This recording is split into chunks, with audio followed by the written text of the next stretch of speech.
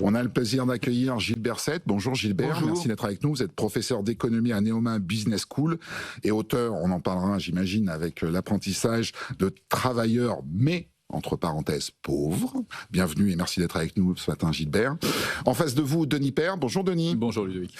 Vous êtes président de Nature People First et à vos côtés, Jean-Victor Semeraro, journaliste à la Tribune. Bonjour Jean-Victor, bienvenue avec nous. Alors je vais vous poser la même question. Honnêtement, on la pose en fil rouge depuis le début de la semaine avec nos invités parce que l'actualité qui s'impose, évidemment, c'est le Moyen-Orient.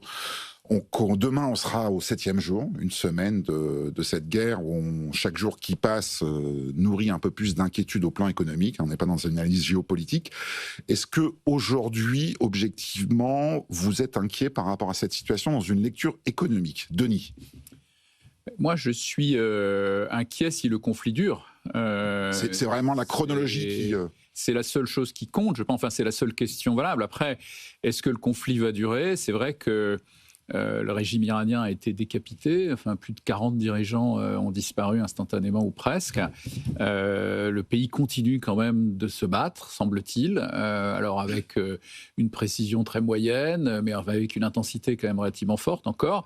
Donc la vraie question c'est ça, parce que si le conflit dure, effectivement, on va se retrouver avec un scénario de stagflation, enfin un peu comme on l'a eu. C'est le grand retour du mot stagflation. Hein. C'est le grand retour de la stagflation, donc effectivement de l'inflation et pas de croissance, quoi. Hein. Et donc ça c'est effectivement très embêtant. Et puis même peut-être même des pénuries de pétrole. Enfin, on commence à voir effectivement des scénarios de ce type-là.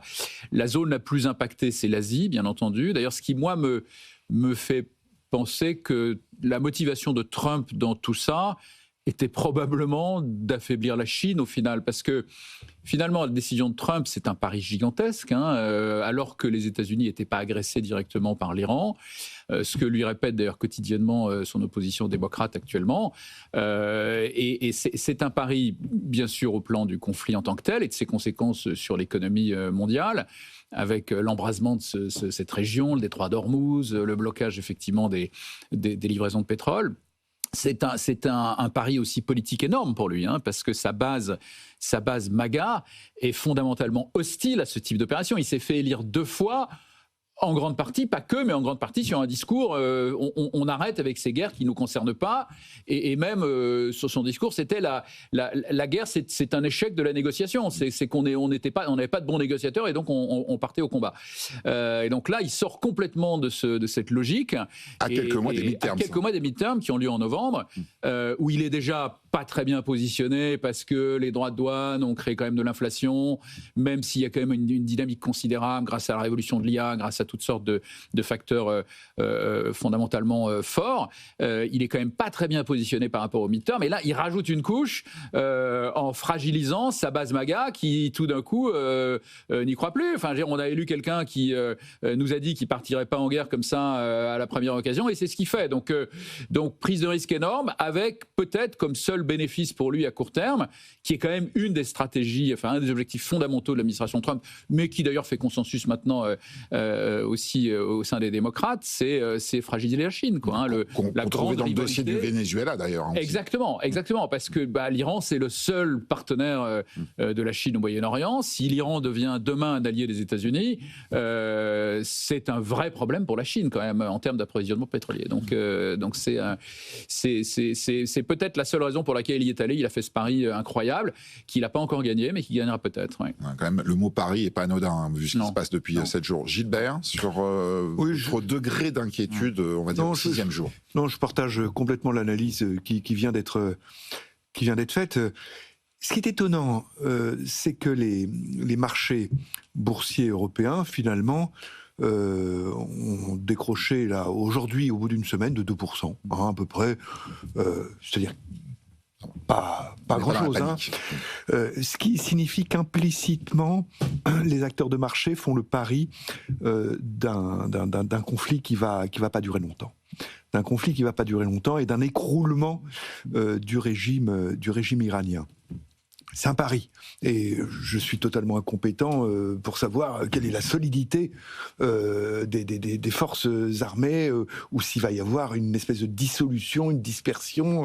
Et ou un embrasement aussi. Et puis la question de l'embrasement, mais est-ce qu'ils ont les moyens de l'embrasement? On n'en sait rien non plus. Combien de missiles encore l'Iran est capable de tirer sur ses partenaires? Quelle est la réalité de la menace sur le détroit d'Ormuz? Donc c'est tous ces éléments-là, on a assez peu de possibilités d'apprécier la profondeur du risque. Et puis vous voyez, dans des situations comme celle-là, ou bien ça peut durer si les gens sont galvanisés, convaincus, acquis à un régime qui existe depuis plus de 45 ans maintenant, ou bien ça peut se liquéfier complètement avec des gens qui localement se disent j'ai une conjointe, j'ai une femme, des enfants, etc. Je suis commandant d'une unité, mais je vais être le premier à être liquidé si jamais il y a un renversement. Peut-être qu'il faut que je pense à l'avenir. Voilà. Mais il peut y avoir, tout peut se produire, Donc pour l'instant, et je suis incompétent pour probabiliser ces différents scénarios. Néanmoins, manifestement, les marchés font le pari de quelque chose qui ne va pas durer. Et les prix du pétrole ont pris 10 à 15 $. C'est pas énorme. Un peu plus sur le gaz quand même. Hein. Un peu plus sur le gaz. Mais sur le pétrole, c'est pas énorme. On partait d'un niveau qui n'était pas très élevé. Donc c'est quelque chose qui peut s'encaisser. Évidemment, si on arrivait à des niveaux plus élevés, il y aurait des inquiétudes, surtout si ça durait. Et ces inquiétudes, c'est que après, s'il y a des tensions inflationnistes, qu'elles se transmettent au reste de l'économie, à la formation des salaires, aux anticipations des agents, des entreprises et des ménages. Et là, il y a un danger et une réflexion que les banques centrales ne manqueront pas d'avoir. Mais vous voyez, il y aurait dans ce cas-là deux conséquences opposées qui font la stagflation, à la fois des tensions inflationnistes et à la fois des facteurs de ralentissement économique de façon simultanée. Mais tout tient à la durée de cette situation et de cet engagement. Sachant que le problème de durée n'est pas simplement du côté iranien. Il est du côté également américain et israélien. C'est-à-dire, tout le monde fait part du fait que le rythme des bombardements est tel que même un pays comme les États-Unis ne peut pas assumer un tel rythme pendant 4 semaines, les 4 semaines qui viennent. Donc il va se passer quelque chose, quoi. Il va se passer quelque chose. C'est une guerre de stock. Voilà. C'est une guerre de stock d'armement, même pour un pays comme les États-Unis qui, évidemment, en ont beaucoup sous le pied, je dirais. Mais Jean-Victor, même question sur cette inquiétude et les ingrédients ou pas d'une crise à venir ou pas. J'ai l'impression qu'à ce stade, avec nos lunettes d'Européens, on est encore serein, enfin on est assez serein, nous, avec nos lunettes d'Européens, ce qui est peut-être moins vrai du côté de l'Asie. On voit quand même que les Chinois sont assez nerveux, que les marchés asiatiques, de manière générale, on parlait de la Corée, on fait quand même beaucoup de yo-yo, des chutes, la semaine, exactement, des chutes assez impressionnantes, moins 20%, ça remonte de 10%, etc. On sait que pour la Chine, c'est quand même un moment, ça arrive à un moment difficile, la croissance, donc la croissance est autour de 5%. Il y a une crise immobilière importante, un vieillissement de la population. 15% des Chinois ont plus de 65 ans. Il y a tout un élément qui fait que ça arrive à un moment assez difficile pour eux. Donc je pense qu'ils sont beaucoup plus nerveux. Et puis on parlait effectivement du Golfe Persique, tout dépend aussi des infrastructures sur place par rapport à la crise et à la chronologie, à savoir si ça va durer, si ça va être plus ou moins difficile, notamment est-ce que les raffineries vont être plus ou moins détruites, est-ce que le détroit d'Ormuz va rester bloqué très longtemps. On sait que certains analystes ont dit que sur le Golfe Persique, il y avait à peu près 25 jours de capacité de stockage entre les capacités sur place plus les navires qui sont autour, mais forcément si le détroit reste bloqué, on sait que les prix du pétrole vont augmenter. Donc voilà, mais j'ai l'impression que du côté asiatique, ils sont beaucoup plus tendus que nous, en tant qu'Européens. Nous, effectivement, le gazole a pris un peu de centimes à la pompe, etc. Mais on reste encore très mesuré en se disant que ça ne va pas durer. Denis, je voulais revenir sur votre remarque que vous avez faite spontanément. Hein, c'est-à-dire, est-ce que l'Asie ne serait pas finalement la zone et la Chine surtout en ligne de mire au-delà de l'aspect géopolitique? C'est quoi quoi les risques pour la Chine de cette séquence? C'est juste déjà l'accès à l'énergie, l'accès à des matières premières, ou ça arrive à un moment un peu particulier pour l'économie chinoise? Alors oui, ça arrive à un moment particulier pour l'économie chinoise. Enfin, mon voisin l'a rappelé, une économie qui est un peu fragilisée actuellement, qui ne fait pas la croissance qu'elle faisait. C'est terminé, ça. C'est terminé. La fermeture relative du marché américain à la Chine, qui pèse évidemment fortement, un vieillissement de la population, effectivement. Donc tout ça pèse, et une dépendance qui reste forte par rapport au pétrole et au gaz, même si la Chine a beaucoup investi ces dernières années dans d'autres sources d'énergie. D'ailleurs, cette histoire est un formidable plaidoyer pour la transition énergétique, qui n'est pas qu'un enjeu d'émissions de CO2, mais qui est aussi un enjeu géopolitique absolument majeur. Là, on se rend compte à quel point, effectivement, on se rappelle à quel point... souveraineté. Et de souveraineté, exactement. Et si la Chine, effectivement, s'est lancée à fond, à corps perdu dans le photovoltaïque, l'éolien, bien sûr le nucléaire aussi, c'est avant tout pour des raisons de souveraineté. Les Chinois ne sont pas forcément des grands écologistes, on le sait très bien, des passionnés, les dirigeants chinois en tout cas, des passionnés de la protection de l'environnement, c'est avant tout pour des raisons de souveraineté. Et donc cette dépendance considérable, je crois que la Chine importe 57% de son pétrole du Moyen-Orient, donc c'est une dépendance qui reste absolument considérable, et ça reste évidemment une source d'énergie majeure pour l'économie chinoise. Donc oui, c'est certainement une source de fragilisation de la Chine, et c'est certainement dans la tête des dirigeants américains, et une des motivations de cette intervention, comme ça l'était effectivement. Vous pensez vraiment que c'était un calcul de la part des États-Unis, de l'administration américaine? Je pense que c'est un des calculs. Ils peuvent pas l'assumer publiquement, de toute évidence, parce que c'est une véritable déclaration de guerre. Mais ils continuent cette offensive. Qui a commencé, d'ailleurs Trump a été le premier dirigeant politique américain à dénoncer effectivement la dépendance à la Chine. Il a même été élu sur ce discours-là, je vous rappelle. Il s'est fait élire par la population de la Rust Belt, qui était historiquement démocrate, et qui a voté républicain lors de sa première élection en 2016. Ça a été même analysé par un économiste du MIT qui s'appelle David Autor, qui a montré que les circonscriptions qui votaient historiquement démocrates avaient basculé vers un vote républicain, et qu'il y avait une corrélation avec les délocalisations d'emplois industriels en Chine. Enfin, il a été élu par les perdants de la mondialisation, et en particulier les perdants de la mondialisation vis-à-vis de la Chine. Donc ça a été dès le départ un objectif qu'il a eu, d'essayer de rééquilibrer la relation, de faire revenir des emplois industriels et de fragiliser la Chine simplement par rapport à une rivalité de la Chine sur tout un tas de sujets. Aujourd'hui sur l'IA, bien entendu, qui est un enjeu absolument majeur. Ils sont convaincus, probablement à juste titre, que le pays qui dominera le premier l'AGI, la super intelligence artificielle, dominera le monde, probablement, ce qui n'est pas faux. En tout cas, il y a un véritable risque, compte tenu des applications militaires de l'IA, qui sont évidemment considérables. Donc cette rivalité, elle est prise très très au sérieux par l'administration américaine. Et alors moi, je suis un tout petit joueur dans ce tout petit joueur. J'essaie de les aider à déployer plus de moyens de stockage d'énergie pour contrebalancer l'intermittence des renouvelables, en particulier du photovoltaïque dans l'Arizona. Donc mais on voit bien, enfin j'y vais souvent, et on voit bien que cette préoccupation est majeure chez eux. L'administration américaine nous soutient parce que voilà, on est un des petits acteurs qui peut aider à acquérir cette souveraineté énergétique qui devient essentielle, et dans cette course à l'énergie et cette course à l'IA, tout ça est complètement lié.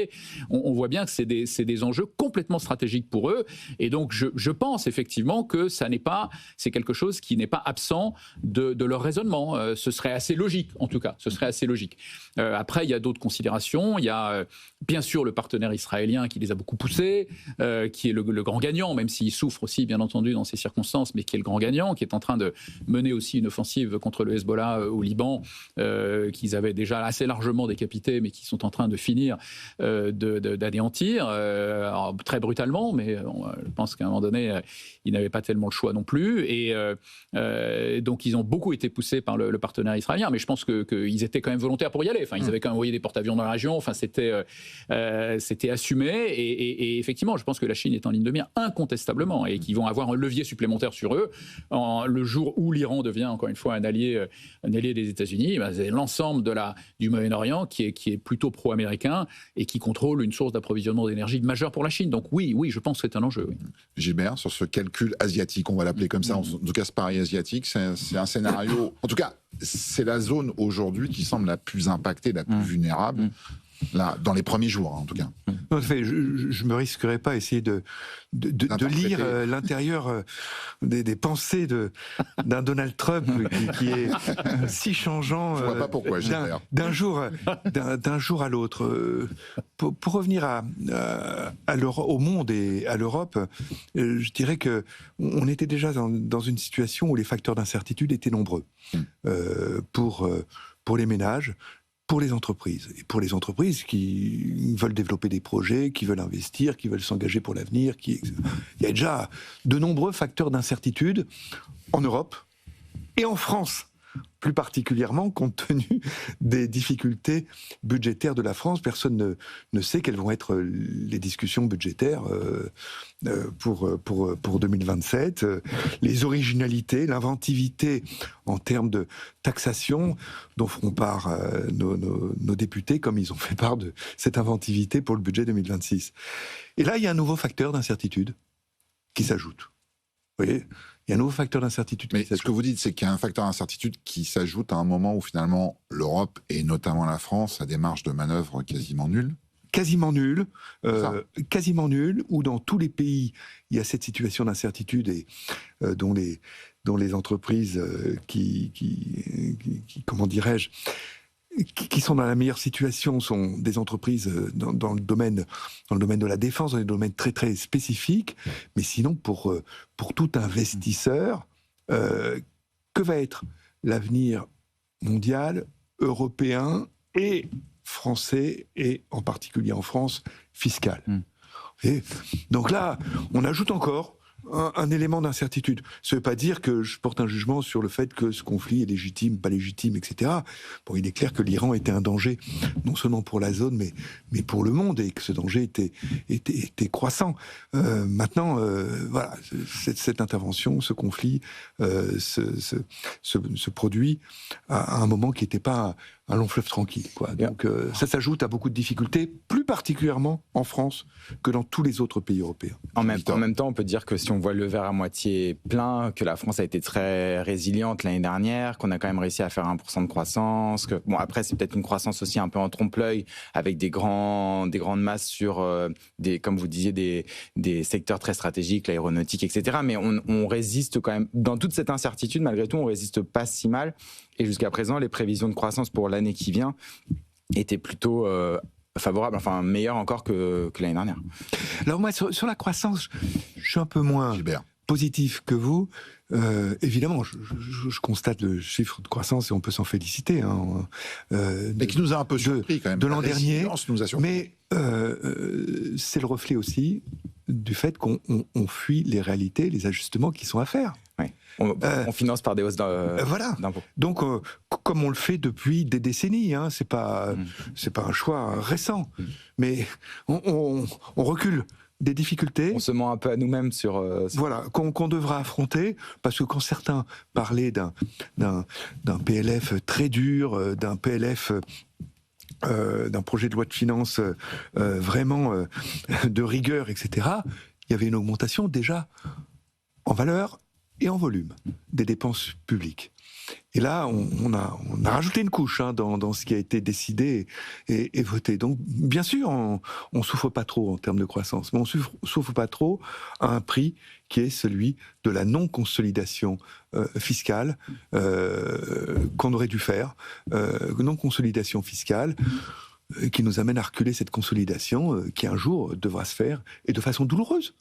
De façon douloureuse. C'est jamais, évidemment, un long fleuve tranquille que de faire une consolidation fiscale. On devra la faire à un niveau de dégradation de nos finances publiques et d'une situation de la dette qui aura encore empiré par rapport à la situation présente, si on en croit d'ailleurs les travaux de la Cour des comptes, mais de multiples institutions qui font des prévisions de ce point de vue-là. Donc, à quel prix la croissance et la résilience de la croissance. Donc, même si on constate aujourd'hui, il y en a au 6e jour, une fois de plus, on va dire l'Asie est la première victime de l'onde de choc. D'abord, l'Europe n'en est pas protégée. Justement, alors Europe plus France, j'allais dire, dans quel état aujourd'hui, si on se rappelle de l'Ukraine en 2022, une des mesures, ça avait été le bouclier tarifaire sur l'énergie. Aujourd'hui, la France a-t-elle encore les capacités? Non, mais si dans quelques semaines, on se retrouve avec le pétrole à $100, Est-ce qu'on est dans une nasse aujourd'hui ? Juste, Ludovic, vous parlez de l'Ukraine. Peut-être un des grands gagnants de toute cette situation, ça va être la Russie. Parce qu'on a vu que les États-Unis avaient autorisé l'Inde à se fournir officiellement pendant 1 mois en pétrole. On sait que malgré tout ce qu'il y a eu sur le blocus avec la guerre en Ukraine, ils ont quand même continué avec la flotte fantôme, etc., à dégager des ressources. Et là, c'est peut-être encore ce qui va se passer, c'est-à-dire que la Chine va s'approvisionner chez eux, etc. Donc c'est juste un point sur... dans le jeu géopolitique. Ça. Mais après, sur les recettes... Est-ce qu'on peut mettre encore... combien on avait mis 150 milliards Des sommes astronomiques, mais ex post, c'est marrant, j'étais beaucoup plus pessimiste à l'époque. Ex post, il y a une conséquence positive. Bien sûr, il y a une conséquence très négative, c'est la situation de nos finances publiques qui a été aggravée. Mais il y a une conséquence très positive pour l'économie française, c'est qu'on a fait du bouclier tarifaire, on n'a pas fait des chèques énergie à haute dose comme en ont fait d'autres pays. Et ça a une conséquence heureuse, c'est que le bouclier tarifaire se reporte immédiatement sur l'inflation. Et on est maintenant, depuis plus d'une année, un pays qui bénéficie d'une inflation très faible dans la zone euro. Il n'y a que Chypre qui a une inflation plus basse que nous parmi les 21 pays les 20 autres pays de la zone euro, on est 21. C'est un avantage considérable. Rexecode avait calculé qu'on avait gagné depuis la fin 2019 environ 10 points de coût salarial unitaire par rapport à l'Allemagne. Donc la France était en défaut de compétitivité coût également. C'est pas le seul défaut de compétitivité, mais en tout cas on était en défaut de compétitivité coût et on l'a en partie épongé. 10 points, c'est colossal et c'est pas fini. C'est pas fini. Oui. Est-ce que c'est un bon argument justement ce point-là, parce que finalement on gagne de la compétitivité par le bas parce que nos salaires progressent moins vite que les salaires allemands. Pas le salaire réel, Oui. Pas le salaire réel. Là, je parle du nominal. Nominal. Donc, il y a moins d'inflation, il y a moins de salaire nominal, ce qui ne veut pas dire qu'en termes de pouvoir d'achat, on fait moins. Et donc, non, mais ce que toujours bon. Jean-Victor, on va dire, c'est une amélioration un peu en trompe-l'œil aussi, quoi. C'est-à-dire, alimenté par l'inflation, c'est pas un pays qui a fait l'effort, honnêtement. Inflation basse. On est d'accord, néanmoins... C'est très passif. Néanmoins, il y avait le choix entre deux stratégies. Vous voyez, deux grosses stratégies à l'époque, au moment de la résurgence de l'inflation en 2022-2023. Des chèques énergie ciblés sur les ménages les plus nécessiteux, ou bien un bouclier tarifaire indistinct, et donc qui profite tant aux riches qu'aux pauvres. Ce qui a été critiqué à l'époque, en disant mais bouclier tarifaire en profite également les personnes qui ont des hauts revenus. Il vaudrait mieux faire des chèques énergie comme on font d'autres pays. In fine, avec le recul, on peut se dire que dans un pays qui a une tradition inflationniste comme la France, pas mal, quand on est à plus d'1 point en dessous de l'Allemagne en termes d'inflation, c'est pas mal. Mais pas mal. Ma question de départ était, est-ce que la France pourra se repermettre un bouclier tarifaire en 2022 ? Ça, il est clair que non. Oui, parce que c'est surtout ça, finalement, la NAS. Il est clair budgétairement, on en est incapable. Incapable. C'est quelque chose de totalement impossible. Pour ça qu'il faut vraiment souhaiter aussi pour cette raison-là, la France, parmi d'autres raisons, que le conflit soit très bref. Si le baril dans quelques semaines dépasse, on va dire la zone d'attention, c'est le $100, honnêtement, en gros. Si on rentre dans cette zone-là aujourd'hui, les marges de manœuvre de la France sont quasi nulles. Les marges de manœuvre budgétaires de la France sont quasi nulles et les propositions qui sont faites par certains partis qu'on ne nommera pas de baisser la TVA sur l'énergie sont des propositions criminelles sur les finances publiques. Ce sont des propositions à 15 milliards ou 20 milliards d'euros. C'est des choses hallucinantes sur les finances publiques. On ne peut pas se permettre ça. Sachant que, vous savez, quand on avait eu l'idée, c'était à l'époque de Jospin, d'avoir une TVA qui stabilise, qui fluctue et qui stabilise les prix du pétrole sur le marché domestique, on voit qu'on ne peut pas tenir. D'une part, c'est très cher. Et d'autre part, on ne peut pas tenir, parce que quand les fluctuations sont très fortes, on est à court de baisse de TVA, d'une certaine façon. Et donc, à l'époque, on avait dû en revenir.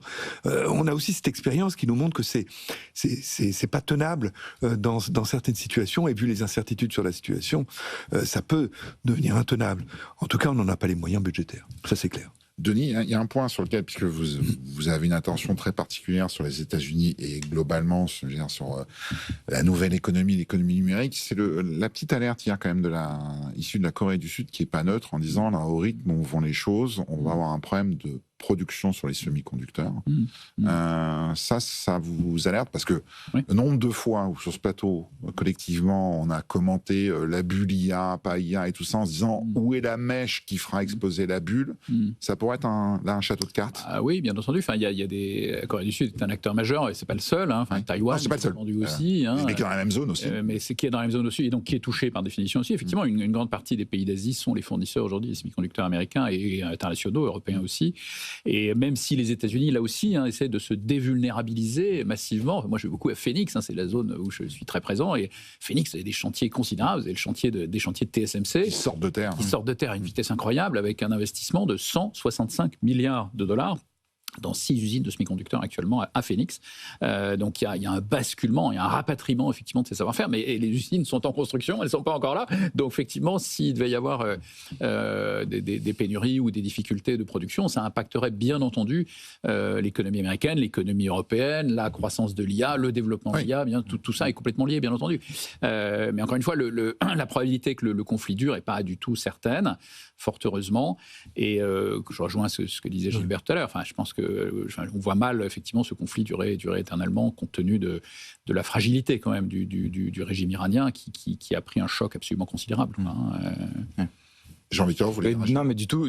En plus, on voit quand même que les États-Unis sont eux aussi nerveux parce qu'ils commencent à réfléchir à peut-être piocher dans leurs réserves stratégiques, etc. Enfin, on voit qu'ils sont pas non plus sereins et on sait aussi que le coût de la guerre est très élevé, donc qu'ils vont forcément devoir peut-être calmer le jeu rapidement. Qui est un sujet pour eux aussi. Le déficit public américain est à je crois, 7 points de PIB. 7%. Il pourrait passer à 10, effectivement. Enfin, je veux dire, nous qui sommes déjà d'assez mauvais élèves, ils arrivent à faire pire que nous. Alors avec, effectivement, la robustesse historique des États-Unis et de la force du dollar, mais qui est de plus en plus challengée, et avec la nécessité de convaincre aussi les investisseurs internationaux de continuer à les suivre dans cette aventure. Donc il y a ce sujet aussi de la capacité à financer effectivement un effort de guerre prolongé, alors que leurs finances publiques sont déjà très très dégradées. Donc c'est un vrai sujet. Oui. Donc c'est une guerre de flux, c'est une guerre de stock, on parlait avec Gilbert, mais c'est aussi une guerre de dette, en fait. Une guerre de dette, mais c'est une réalité.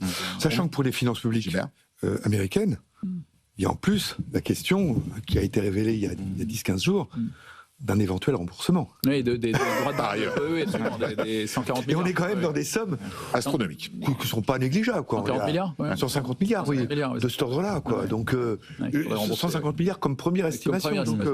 Et les premiers dossiers sont en train d'arriver au tribunal de commerce international. Exactement. Donc ça aggrave les choses.